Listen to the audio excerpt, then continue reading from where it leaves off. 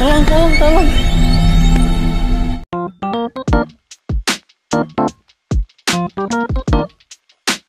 Assalamualaikum warahmatullahi wabarakatuh. Perkenalkan, kami dari tim pertolongan pertama SMAN 27 Jakarta akan mempraktekkan cara menolong korban dengan kasus patah tulang terbuka di bagian tukai kiri bawah korban. Nah, sebelum kita menolong korban, kita harus melakukan langkah yang pertama dulu, yaitu penilaian keadaan. Penilaian keadaan itu terdiri dari apakah yang terjadi, berapa jumlah korban, apakah situasi aman, apakah ada bahaya susulan, dan bagaimana mekanisme cedera. Apa yang terjadi? Berapa jumlah korban? Apakah situasi aman? Apakah ada bahaya susulan? Bagaimana dengan mekanisme cedera? Nah, setelah itu kita perlu memperkenalkan diri kita. Tujuannya untuk apa? Tujuannya supaya orang-orang tahu bahwa kita adalah tenaga penolong yang terpercaya dan dapat membantu mereka. Jika kita diperkenankan, kita harus menunjukkan identitas kita, bisa berbentuk kartu atau siamo. Perkenalkan, kami dari tim pertolongan pertama SMAN 27 Jakarta. Apakah diizinkan menolong? Sebelumnya kami akan memakai APD yang terdiri dari sarung tangan lateks dan masker. Penolong 2-3 siap? Siap. Penolong 2 tolong tanyakan saksi, dan penolong 3 tolong panggilkan ambulan. Nah, sebagai penolong 3, kita harus memanggil ambulans atau memanggil bantuan. Ada 3 cara atau 3 tahap. Yang pertama, kita memperkenalkan diri kita dulu. Kita ini siapa, dari sekolah mana. Lalu yang kedua, kita harus memperkenalkan lokasi kita. Kita ini di mana kejadiannya. Lalu yang ketiga, apa yang terjadi? Ada kecelakaan kah atau ada kebakaran kah? Nah, 3 informasi ini sangat diperlukan supaya ambulans bisa mendeteksi di mana kita berada dan apa yang perlu dilakukan. Halo ambulans, saya dari PMR SMA Negeri 27 Jakarta yang melaporkan ada kejadian kecelakaan di SMA 27. Tolong segera kirimkan ambulans segera. Sebagai penolong 2, kita harus menanyakan saksi dengan cara apa yang terjadi kepada korban pada saat itu. Mbak, tahu nggak apa yang terjadi, Mbak? Tahu, dia nyebrang nggak hati terus saya tabrak. Oh, baik Mbak, terima kasih ya Mbak. Oke. Selanjutnya, penolong pertama akan melakukan ASNT atau awas suara nyeri tidak respon yang bertujuan untuk mengetahui letak kesadaran korban. Saya akan melakukan ASNT, awas suara. Mbak, apakah Mbak mendengar saya? Apakah korban berespon? Nyeri, tidak respon. Penolong 2 juga dapat membantu penolong pertama dalam melakukan TDAD atau tekan dahi, angkat dagu untuk memperlancar pernapasan korban. Penolong 2 tolong bantu saya untuk melakukan TDAD. Baik, saya akan melakukan TDAD. Sebelum melakukan TDAD, apakah leher korban mengalami cedera? Saya akan melakukan TDAD, tekan dahi, angkat dagu. Sama itu. 1, 2, 3, 4, 5. Pernapasan korban telah lancar dan korban sudah sadar. Penolong 1 selanjutnya melakukan LDR atau lihat perut, dengar nafas, dan rasakan nadi. Nah, LDR ini bertujuan untuk mengetahui tanda vital sebelum dilakukannya penanganan pada cedera. Saya akan melakukan LDR, lihat perut, dengar nafas, rasakan nadi. 1, 2, 3, 4, 5. Bantu saya untuk melepaskan atribut korban dan menangani patah tulang terbuka di bagian tukai bawah kiri korban. Siap. Saya akan melepaskan sepatu korban dengan menstabilisasi pergelangan kaki korban.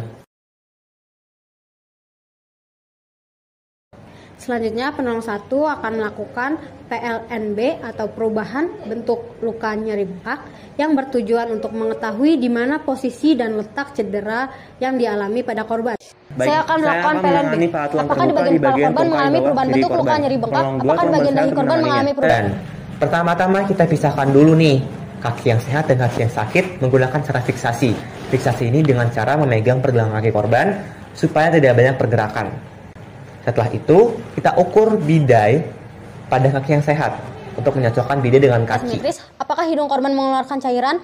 Apakah mulut korban mengalami sumbatan atau mengeluarkan cairan? Apakah telinga kanan kiri korban mengeluarkan cairan atau mengalami sumbatan? Apakah leher korban mengalami perubahan bentuk luka nyeri bengkak? Apakah tulang selangka belikat bahu korban mengalami perubahan bentuk luka nyeri bengkak? Apakah di bagian rongga dada korban mengalami perubahan bentuk luka nyeri bengkak? Apakah di bagian... Setelah itu, kita berikan donat pada patah tulang terbuka, donat atau yang bisa disebut ring verbal. Setelah diberikan donat, kita berikan lagi pembalutnya, yaitu mitela, supaya pendarahannya terhenti. Setelah itu, kita masukkan mitela ke bawah kaki yang sakit.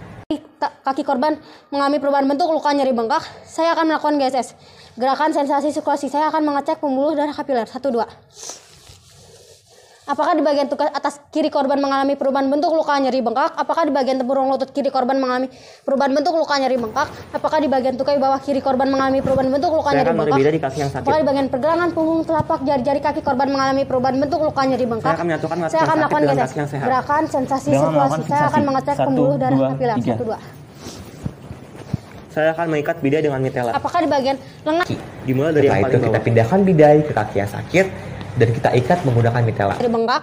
Apakah di bagian lengan bawah kanan korban mengalami perubahan bentuk luka nyeri bengkak? Apakah di bagian pergelangan punggung telapak jari-jari tangan kanan korban mengalami perubahan bentuk luka nyeri bengkak? Saya akan melakukan GSS gerakan sensasi sirkulasi. Saya akan mengecek pembuluh darah kapiler. 1, 2. Apakah di bagian lengan atas kiri korban mengalami perubahan bentuk luka nyeri bengkak? Apakah di bagian sikut korban mengalami perubahan bentuk luka nyeri bengkak?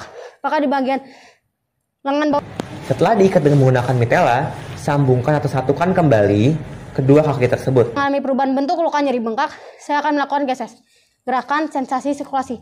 Saya akan mengecek pembuluh darah kapiler. 1, 2.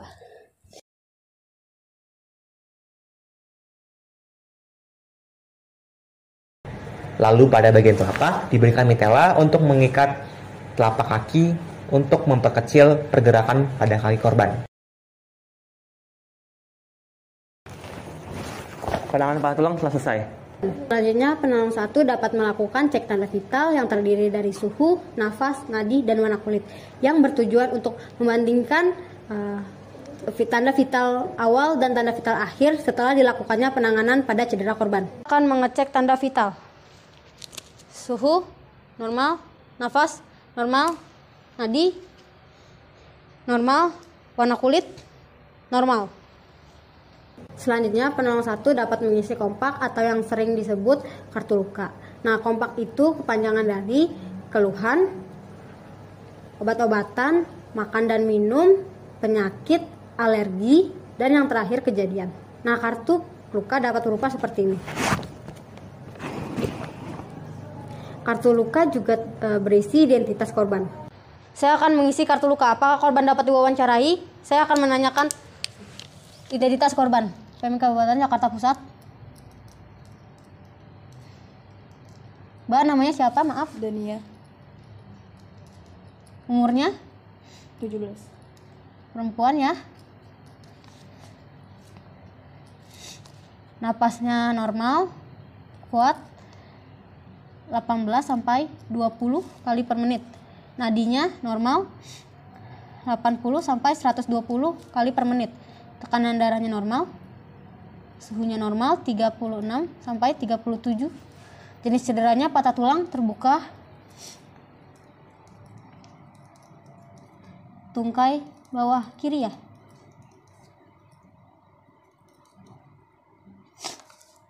Mbak, keluhannya apa?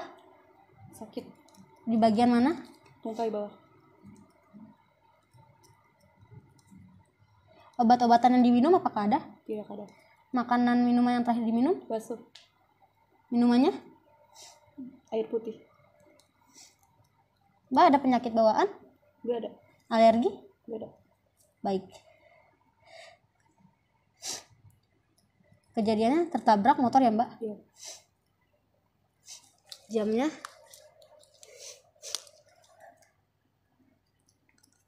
10.01, napasnya normal, nadinya normal, mandar normal, suhu normal, warna kulit Mbak normal ya. Penjelasannya, kami melakukan tindakan pemidaian pada patah tulang tungkai bawah kiri korban terbuka.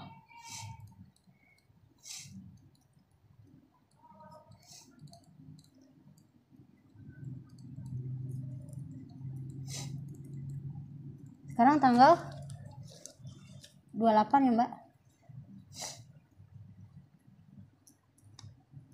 Baik, terima kasih, Mbak. Selanjutnya, penolong 1 dapat melakukan pengecekan berkala yang bertujuan untuk mengecek kembali apakah ada cedera yang belum tertangani atau cedera baru. Saya akan melakukan pengecekan berkala. Bagian kepala aman.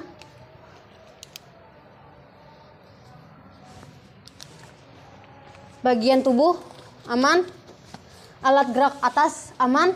Saya akan melakukan GSS, gerakan sensasi sirkulasi. Saya akan mengecek nadi kapiler. 1, 2. saya akan melakukan GSS. Gerakan sensasi sirkulasi, saya akan mengecek pembuluh dari kapiler 1, 2. Alat gerak bawah, aman. Saya akan melakukan GSS.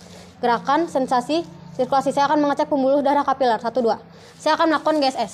Gerakan sensasi sirkulasi, saya akan mengecek pembuluh darah kapiler 1, 2. Tadi tidak normal. Selanjutnya, penolong 1, 2, dan 3 melakukan pengecekan belakang atau yang sering disebut dengan rock roll. Tujuan dari pengecekan punggung itu untuk mengecek bagian tulang punggung sampai tulang ekor korban. Kami akan melakukan rock roll atau pengecekan punggung. Lipat tangan korban, siap. Pegang korban, siap. Siap. Angkat korban, siap. 1, 2, 3. Apakah punggung korban mengalami perubahan bentuk, luka, nyeri, bengkak? Apakah pinggul korban mengalami perubahan bentuk, luka, nyeri, bengkak? Kami akan menurunkan korban. 1, 2, 3. Kemudian, penolong 1, 2, dan 3 menyelimuti korban bertujuan untuk menjaga suhu tubuh dan kulit korban agar tetap stabil. Kami akan menyelimuti korban.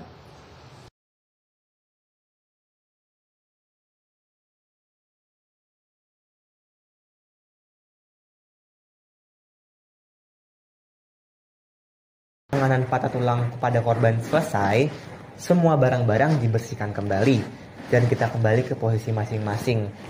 Kita menunggu sampai bantuan tiba, dan ketika bantuan tiba, kita bantu mengevakuasi korban. Penanganan selesai, korban siap dievakuasi.